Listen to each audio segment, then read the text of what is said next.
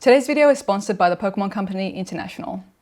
Good morning, lovelies. Today we're going to be talking about some of the creepiest Pokemon to have ever existed. However, we're not going to be discussing any of the ghost type Pokemon. Ghost Pokemon by their very nature are a little bit spooky, a little bit scary. You can find countless videos and articles going into their spooky little Pokédex descriptions. However, today I wanted to discuss some of the unsuspecting little spooky fiends that are out there in the Pokemon world. Pokemon that you may not have expected have a dark secret, a spooky past perhaps. But all these Pokemon will not be ghost type Pokemon. The list will be in my personal order of least creepy to most creepy, and I factored in a little bit of an element of, judging a book by its cover. We all know Mewtwo is super strong, and that Giratina can probably fold time and space. That's intense. But what about those cute, sweet little Pokemon? Surely they're safe, right? But if you're really craving some ghost type Pokemon, and before we jump into today's video, I'd like to introduce today's sponsor. Thank you again to the Pokemon Company International for sponsoring today's video, and I want to let you guys know about a cool little something that's coming up in Pokemon Scarlet and Violet. From October 27th to November 1st, you'll be able to participate in the special 5-star Mismagius Terror Raid, and be able to participate in the special Halloween Outbreak. There'll be 4 special Pokemon available for the Halloween Outbreak: Mimikyu, Phantump, Greavard, and Drifloon. And don't forget, you can explore so much more of the world of Pokemon Scarlet and Violet by grabbing yourself a copy of the new DLC, The Hidden Treasure of Area Zero Part 1, The Teal Mask. No spoilers, but let me tell you this, the story for this is delightful, and there are some twists and turns. So definitely, I won't say too much, but if you haven't played it yet, I highly recommend it. There'll be more high-level terror raids happening throughout the year, so make sure you train your Pokemon, get nice and strong, and prepare for these battles. I know I definitely need to do that because I think you guys watching my videos, my live streams, you have been carrying me through most of my terror raids, so thank you. And I will be preparing for these Halloween terror raids. Be sure to click the link in my description to get all the info and grab yourself a copy. So check it out, start playing, and come join the fun. First up on our spooky little list is Drampa. And how could this cute, old man looking little dragon be anything but a sweetheart? After all, Drampa loves communicating with people and Pokemon and is especially gentle with children. It even appears in areas where children gather and plays with them. And that sounds great. However, Drampa becomes enraged if a child that it cares for is hurt, and is specifically stated in the Pokédex for Pokemon Ultra Sun. If a child it has made friends with is bullied, Drampa will find the bully's house and burn it to the ground. So if you needed any incentive to be a little bit nicer to people in your class, there it is. Beware of Beware. Beware shows its affection with a fond embrace, but its hugs have an incredible force. Trainers of this Pokemon must teach it to restrain itself when showing affection because its hugs are powerful enough to shatter bones. The Pokédex entry in Pokemon Moon specifically states, many trainers are said to have left this world after receiving Beware's hugs. Next up is Hatterene, and this one's a little bit more cryptic. As stated in the Pokemon Sword Pokédex, no matter who you are, if you bring strong emotions near this Pokemon, it will silence you.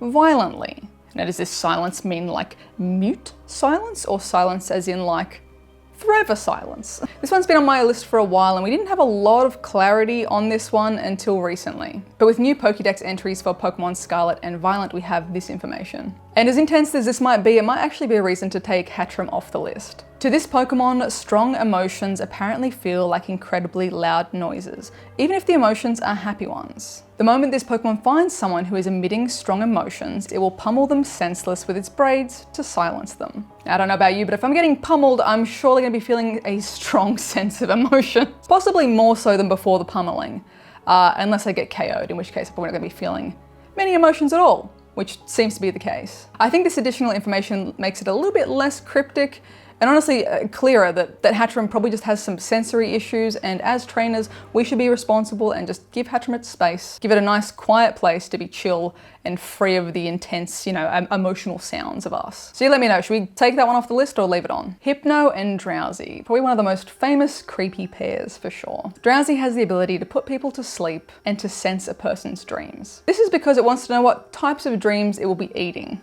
And it is said that it rarely eats the dreams of adults because it seems that the dreams of children are just a little bit tastier. Drowsy eat dreams through the nose of the host, so if you awaken in the night to a little tickle on your nose, Will you be brave enough to open your eyes and see if Drowsy's paid you a visit? And it doesn't get that much better with Hypno either. Hypno are also able to put people to sleep, but they seem to have escalated in their potential crimes, in that they've been documented in carrying people away. It's been confirmed in at least one story that a Hypno stole away a child with the purpose of feasting on that child's dreams. A final fate isn't stated for these individuals, but as Drowsy and Hypno only feed on dreams, we can only hope that they wake up safe and sound and hopefully find their way home. Parasect. Parasect isn't actually the insect or the crab. It's actually the parasitic mushroom on its back. And this is possibly based off a real-life parasitic mushroom. The insect portion of this Pokemon has been drained of its nutrients and is now under the complete control of the Tochikaso fungus. This phenomenon may be based off the zombie ant fungus, a real-life fungus that targets a specific species of ant and actually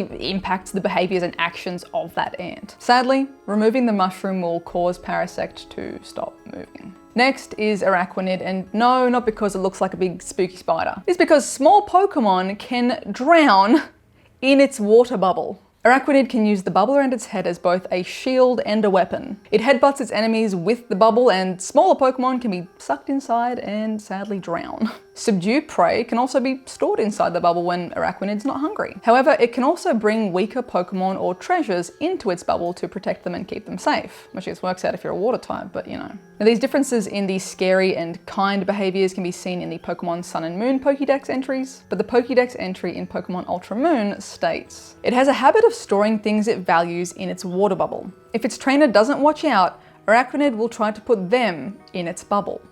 And sadly, even kind intentions won't make a human able to breathe underwater. I am under the water.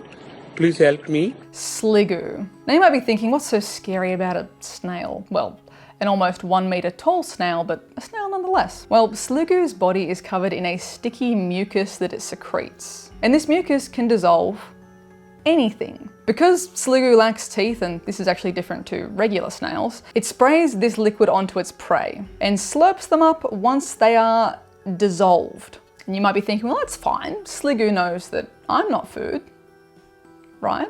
Well, actually, the eyes of Sliggoo have totally devolved, which means they're blind. And that means it's difficult for Sliggoo to tell friend and foe apart, and it will sometimes attempt to melt its mates.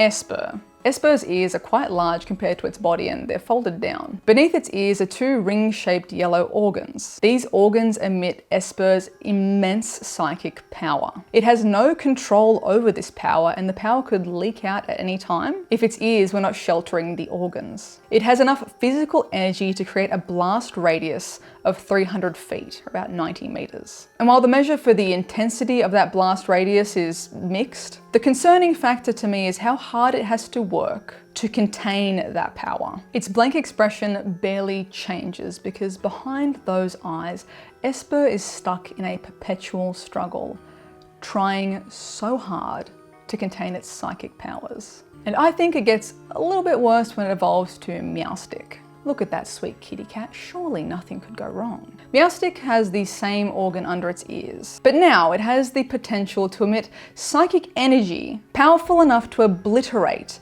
a 10-ton truck to dust. It usually keeps its ears folded at all times to keep this power in check, but it will unleash that power if threatened. Male Meowstic have a strong defensive instinct and are absolutely willing to use their full power to protect themselves or their partners. And female Meowstic are known to be more selfish and aversive than their male counterpart. Should a female Meowstic not get what it wants, it will torment anyone with its psychic abilities. Now, for comparison, a 10-ton truck would average out to be around 130 humans. Totally obliterated. And if we want to take in-game move mechanics into account, Meowstic could, whip out Dream Eater and obliterate an entire neighborhood in their sleep, and then heal itself for 50% of the damage dealt.